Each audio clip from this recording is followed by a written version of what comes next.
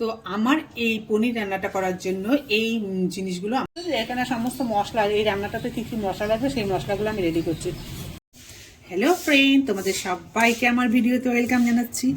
আজকের ভিডিওটা আমি এখান থেকে শুরু করছি। আজকে তোমাদেরকে দেখাবো আমি পনিরের একটা অত্যাধুনিক রেসিপি। পনিরটা প্রচণ্ড ঠান্ডা, তাই কাটতে আমার খুব অসুবিধা হচ্ছে। পনিরটাকে এরকম করে লম্বা লম্বা করে প্রথমে কেটে নিয়ে তারপরে এগুলোকে চারকোনা ছোটো ছোটো করে পিস করতে হবে। তো পনিরগুলোকে এইভাবে ছোটো ছোটো করে চারকোনা করে করে পিস করব। পিস করে পনিরটাকে একটু ঠান্ডা জল দিয়ে ধুবো। আজকে রান্নাটা 400 গ্রাম পনিরের রান্না, তার জন্য এইটুকু লবণ দেব পনিরটার মধ্যে। তো দেখতে পারলে যে হাফ টেবিল স্পুন দিলাম লবণ, আর 4 ভাগের 1 ভাগ হলুদ, আর একটুখানি দিব চিনি। দেখো চিনি দিব 1 চামচ। এবার আমি করব কি, হাতটাকে একটু ভিজিয়ে নিব। হাতটা জল দিয়ে একটু ভিজিয়ে নিতে লাগবে। ভিজিয়ে নিয়ে পনিরের গায়ে ভালো করে লবণ, হলুদ আর চিনিটাকে মাখিয়ে দিতে হবে। তো আমার এই পনির রান্নাটা করার জন্য এই জিনিসগুলো আমার লাগবে। তার মধ্যে রয়েছে আদা, এখানে দেখতে পাচ্ছ আদা আছে। আদা তোমার 1.5 কর সাইজের, মানে হাতের এই 1.5 কর সাইজের আদা। আর এখানে আছে 4-5টা রসুনের কোয়া, এই যে ছোটো ছোটো 4-5টা রসুনের কোয়া দেখতে পাচ্ছ, 5টা রসুনের কোয়া নিয়েছি। আর এই যে একটা বড় এলাচ, আর আছে 3টে ছোটো এলাচ, আর হচ্ছে এই সাইজে 2টো দারচিনির টুকরা। আর এখানে আছে গোলমরিচ আর লবঙ্গ আছে 6টা, আর গোলমরিচ আছে প্রায় 10টার মতন। আর 3টা মাঝারি সাইজের টমেটো, এখানে 3টা মাঝারি সাইজের টমেটো আছে।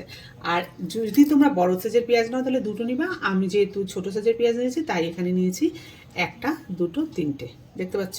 আর এখানে আছে 10টা কাঁচা লঙ্কা আর পাকা লঙ্কা মিলানো 10টা।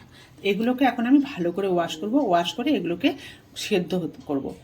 দেখতে পাচ্ছ এই যে মশলাগুলো তোমাদেরকে একটু আগে দেখালাম, সমস্ত মশলা এই যে এই জলের মধ্যে আমি এটা বয়েল করব। তবে ফুল বয়েল করব না, এটাকে হাফ বয়েল করব। দেখতে পাচ্ছ আমার এই মশলাটা কিন্তু বয়েল করা হয়ে গেছে। এখন এটা আমি ঠান্ডা হওয়ার জন্য রেখে দিব। ঠান্ডা হোক, তারপরে এটাকে পেস্ট করতে হবে। এই রান্নাটা কিন্তু হবে পুরোপুরি বাটার দিয়ে। তো কড়াই গরম হয়ে গেছে। এখন আমি এই পনিরটা হালকা করে ফ্রাই করব, তার জন্য এর মধ্যে বাটার দিয়ে দিলাম। দেখতে পাচ্ছ বাটারটা গলে গেছে। এখন পনিরটা এর মধ্যে দিয়ে দেবো, দিয়ে হালকা করে ফ্রাই করব। পনির আবার বেশি যদি ফ্রাই করা হয় তাহলে কিন্তু শক্ত হয়ে যায়। পনিরটা ফ্রাই করা হয়ে গেছে। এখন এটা যাতে সফট থাকে তার জন্য এর মধ্যে আমি গরম জল দিয়ে ভিজিয়ে রাখবো পনিরটাকে।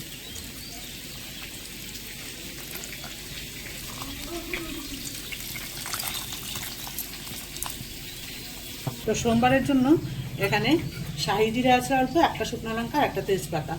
এখানে আছে নারকেল, শুকনো নারকেল, এটা বাজারে কিনতে পাওয়া যায়, নারকেল পাউডার।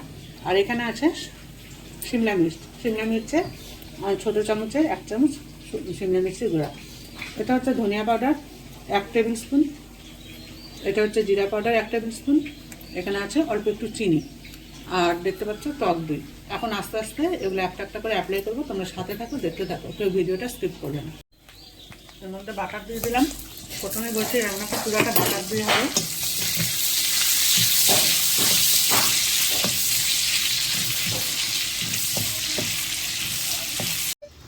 যে মশলাগুলো সেদ্ধ করেছিলাম পেঁয়াজগুলো, সেগুলো পেস্ট করে এই বাটিটার মধ্যে নিলাম।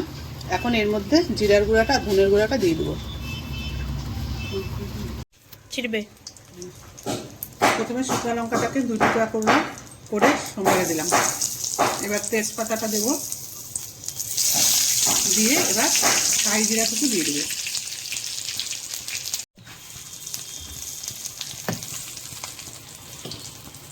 এবার মশলাটা পুরাটা দিয়ে দেবো। মশলাটাকে ততক্ষণ কষাবো যতক্ষণ মশলার থেকে তেল না বেরোচ্ছে। এবার স্বাদ মতো নুন দিব।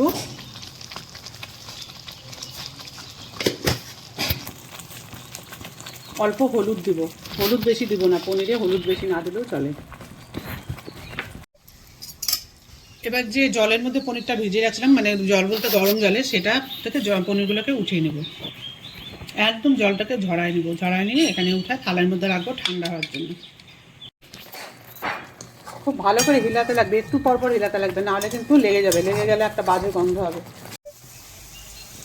যখন দেখবে যে মশলাটার থেকে এরকম সাইড দিয়ে তেল বেরোচ্ছে, তখন দইটা দিয়ে দেবে।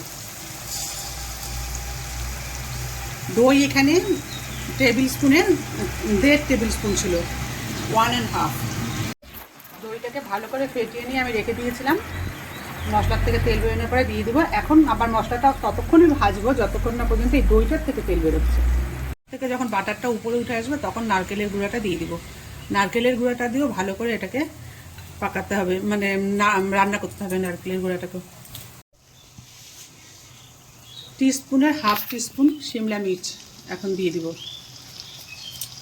দিয়ে এটাকে ভালো করে মিশাই দিব। মিশাই দিয়ে এর মধ্যে এখন একটুখানি চিনি দিতে হবে।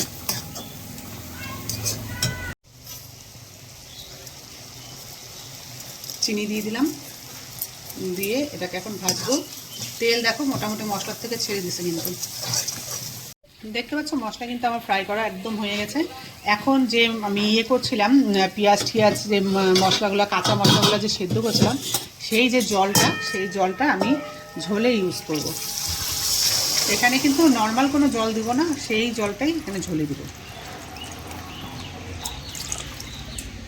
ভালো করে মশলার সাথে এটাকে মিশাবো, জলটাকে মিশাই এটা ঢাকা দিয়ে রেখে দিব 10 মিনিট। এটা ঢাকা দিয়ে রাখবো, ঢাকা দিয়ে রাখলাম 10 মিনিটের জন্য থাক।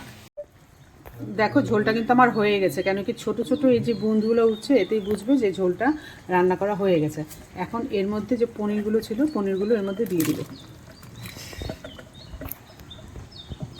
পনিরগুলো দিয়ে 2-3 মিনিটের জন্য এটাকে ঢাকা দিয়ে রেখে দেবো, যাতে পনিরের ভিতরে ঝোলটা ঢোকে।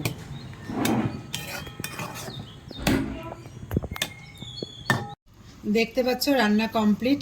এই রান্নাটা তোমরা ফ্রাইড রাইসের সাথে খেতে পারবে, পোলাও দিয়ে খেতে পারবে, আর রুটি দিয়েও খুব ভালো জমবে কিন্তু খাবারটা।